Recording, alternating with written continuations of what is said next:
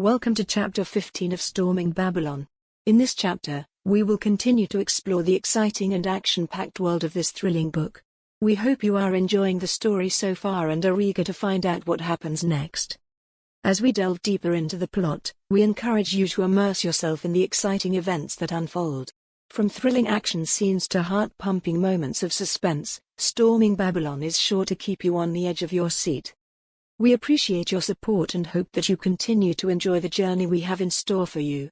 Thank you for enjoying the story, and we look forward to sharing more with you in the upcoming chapters. Chapter 18: Ahead of the Storm. It turns out that paying a cabbie in advance with 20 extra bucks was enough to get you around town in no time. The ride was rough enough to roll a cheering Jackie each time he slipped from Dom's grasp.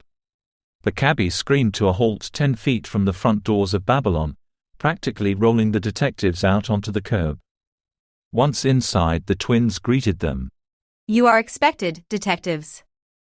They waved politely toward the elevator. Jackie, appreciating the attention, sauntered up to their counter and fumbled up onto it. "Pleasure, ladies. You two are about the nicest women I've met today, and I have met some ladies today, let me tell you." The twins giggled a bit, bemused by Jackie's antics. Dom was on his way to the elevator with grim determination. "Jackie, stay down here and keep an eye out." The familiar salute came as his pumpkin-headed partner strolled over to where he could chat with his two friends. His hunch could be wrong, but it had room for error. No, he thought. His gut told him he was in the right place, maybe just the wrong time. He hoped he was early.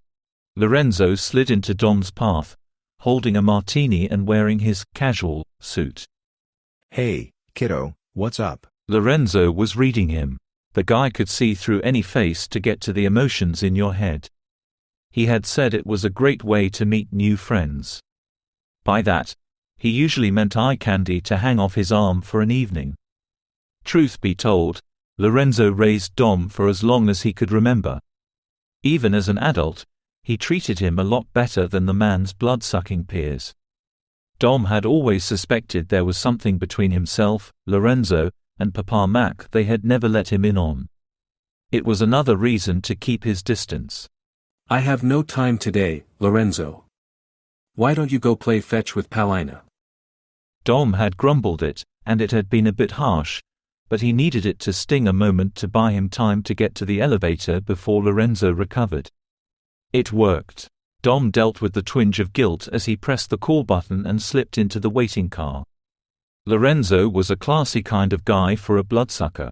He owed him nothing and still showed him an, albeit strange, familial affection. While Dom went up to the office, Jackie made chit-chat with the twins at the desk for a while. As he did, he let one of his eyes wander around his head to survey the room. Something wasn't right, but he couldn't put his little viney tendrils on it. For one, there were quite a few people in the lobby. More than there should be the night before the meet. The furry werewolves from the dog pack were roaming about in a wary pack. A couple of tall elf types were talking about the theater. Topping off the scene was a gaggle of vampires hanging out near the staircase behind the desk. Jackie knew Lorenzo well.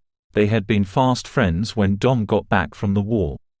He had always thought it a shame the boss never wanted to hang out with him and his crowd of well-dressed gangsters. As far as Jackie could tell, they were decent folks aside from the draining people's blood and crime. He didn't know the others well, having only bumped into them on the rare occasion they interfered in a case.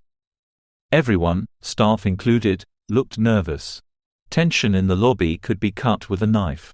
So Jackie decided to ask the ladies what was up. "Hey ladies, why does everyone have the jitters tonight?" They both blanched at his question. Their smiles faded as they leaned in to whisper conspiratorially. Word got around that Babylon's interests were directly attacked. These people have come to check on our operations before the meet tomorrow. "They worried about the meet then?" Jackie asked, a bit puzzled. The woman nodded to him. Jackie knew the meet was a big deal. All 13 supernatural powers came together to maintain balance and handle issues together. Rumor was that the city's powers would rather tear each other to pieces for total control, but Mr. Stein kept them in check. If Babylon fell, the meet would end.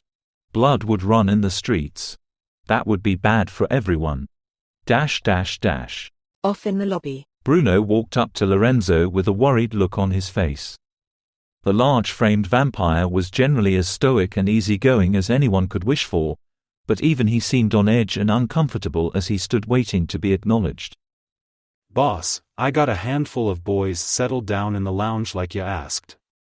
What was that about with Dom? Lorenzo rubbed his chin in thought. Trouble, Bruno, a whole boatload of trouble. That scratch on the kid's face. Someone marked the kiddo. I ain't got a nose like Polina, but even I could tell it smelled rotten. Bruno growled to himself. Orders? Tell everyone to get comfortable. I have a sneaking suspicion this will be a very long night. You don't think someone is crazy enough to make a go? Someone hurt my kid, Bruno. Someone cut his face and roughed him up. This disrespect needs to be paid for, and someone will be paying for it in the only coin I will accept: blood. The large vampire nodded, filed the words away, and wandered over to the gathered pack of Themis agents to make small talk. Everyone in the lobby was armed to the teeth, if only with concealed weapons. It would take an army to get through them. Even so, Lorenzo felt uneasy. In his gut, he knew they were all waiting for what was coming next.